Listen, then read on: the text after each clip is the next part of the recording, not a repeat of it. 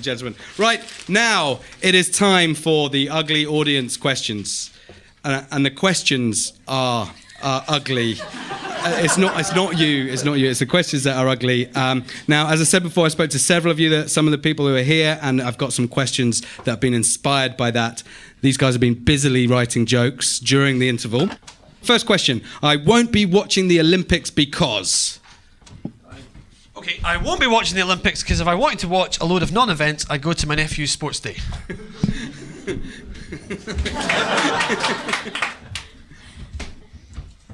I won't be watching the Olympics because I was actually sacked by the Olympics committee because apparently the answer to what is the shortest race in the Olympics is not the Chinese. I wouldn't be watching the Olympics because Scotland isn't represented, right? And even if we were, we'd lose. Okay, if until the day that drunken fingering and bar fights become Olympic sports, right, we're going to lose it. But we're always going to be Jimmy Cranky at a giraffe feeding contest, right? It's just going to be bad. That's why we shouldn't. I won't be watching the Olympics because I'm so annoyed by all the fuss about the Olympic torch going around the country. They keep going, oh, the Olympic torch is going around the country. Like we're meant to be impressed by fire. It's not the fucking Stone Age. I've got an iPad, for God's sakes. I won't be watching the Olympics because they've sold advertising space for the beach volleyball team. So all the women are going to have emblazoned on their bums Coke. Right? Apart from 2 women in the American team, and they've got enough space for enjoy a Coke. Remember to drink Coca-Cola responsibly as part of a calorie-controlled diet.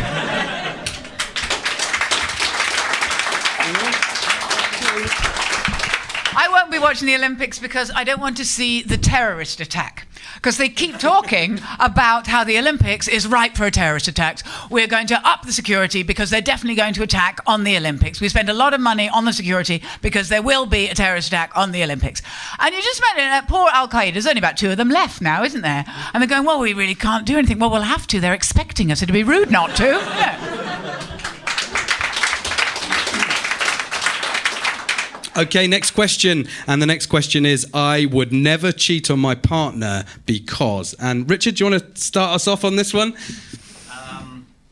Yes. I would never... I'm not going to say anything funny. I would never cheat on my partner. Cheating on your partner is a very bad idea. But if you do want to do it, the problem is that people get very anxious. They're very anxious when they're talking about cheating. Instead of your partner, did you cheat on me? Oh, no, I didn't. And so they give off all those signals. They're rubbing their hands and moving around because all anxiety starts sweating. So my best tip is if you are going to cheat on your partner, get rid of that anxiety and guilt, first of all, by asking your partner if it's okay. Because if they say yes, you can go and cheat. And then when you come back and say, I cheated, you'll feel fine about it. The downside is if they say no, you're fucked. So that's my little bit on cheating on you. The other guy's got some other stuff.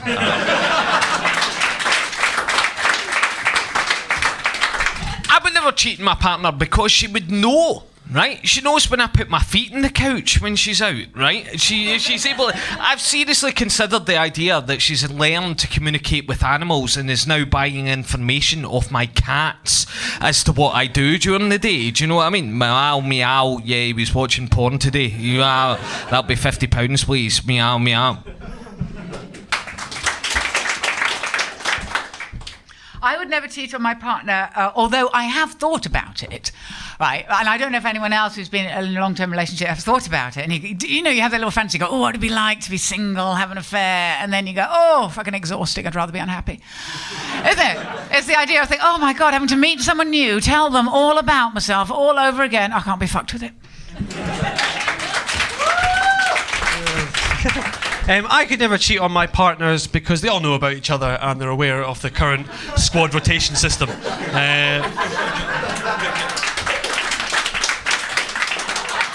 Okay, I could never be an actor because... I could never be an actor because I would worry because a lot of actors end up in pantomime and I don't want to get lured into some kind of sex swapping with the crankies. I could never be an actor because... Line.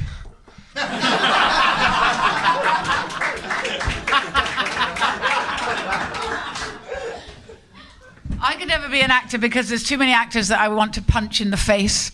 Like the director would go, okay, we're ready to rehearse. Will you stop kicking Gwyneth Paltrow? And I'd be like, yeah, but what the fuck is Kate Hudson for? Anyway, tell her to fuck off. Next one, I don't believe in ghosts because, and Richard, do you want to start us off? I don't believe in ghosts. How long have I got? I don't believe in ghosts because they don't exist. Is the primary. They are just made up by sad people who don't believe they're going to die. And I've done a lot of research into ghosts and mediums as well, who are not very nice people. I went to Liverpool to investigate a medium, and this isn't. Actually, I worked with a medium. And I said to her once, because we were testing it, and I said, seriously, what's the most annoying thing about being a medium? And without any sort of hint of irony, she said, the most annoying thing is that people make kind of appointments, and then they don't turn up for them. Anyway, so I went to Liverpool to investigate this medium. He wasn't a very nice medium, so this isn't a funny story, but it is a true story. And how the mediums work is they find out information about people in advance, and then they tell the people the information, and like idiots, the people are surprised, even though they knew the information. They go, oh, that's great. And so they use very general statements, like, you know, you've got a lot of untapped creative potential, and everyone goes, oh, yeah. My favourite one is you tend to believe general statements about yourself, and people go, yes, that's true. But anyway, so I went to this medium, and he found out information about somebody in advance and found out which part of the room they're sitting in.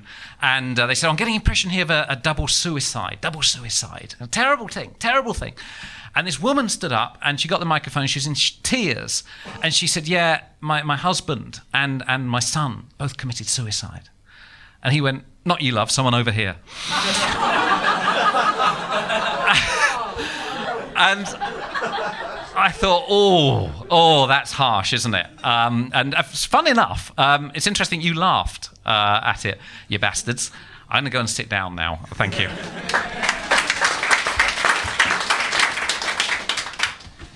I don't believe in ghosts because I've watched Britain's Most Haunted, and it just makes no sense. No one wants to meet Keith Chegwin when they're alive, let alone bothering to come back from the dead to haunt him.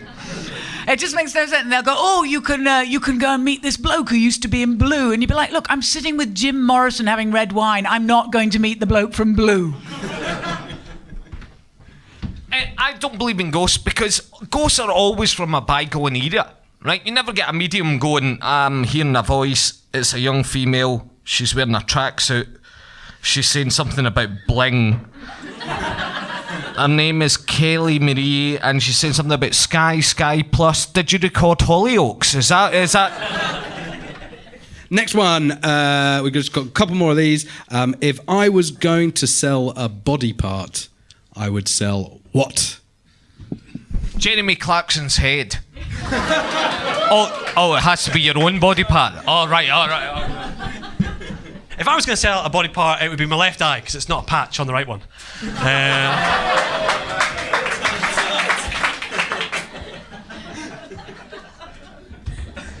If I was going to sell a body part, I'd sell Kia's hairline to Richard Melvin. I would buy it as well.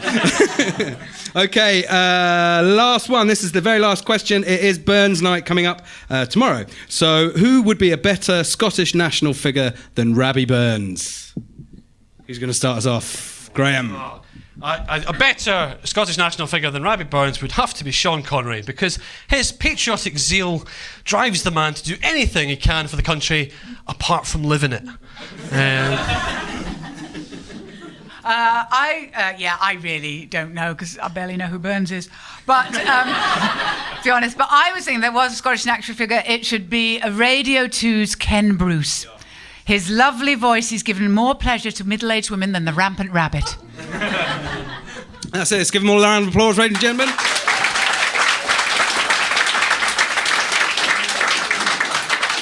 And that's it. That's it for this week. That is it for the good, the bad, and the ugly. So I need to decide a winner. And I think based on that last round, I think the overall winners are really quite undoubtedly Kieran Graham. Wouldn't you agree, ladies and gentlemen? Kieran Graham. Thank you very much. And can we have a huge round of applause to our special guest, Professor Richard Wiseman?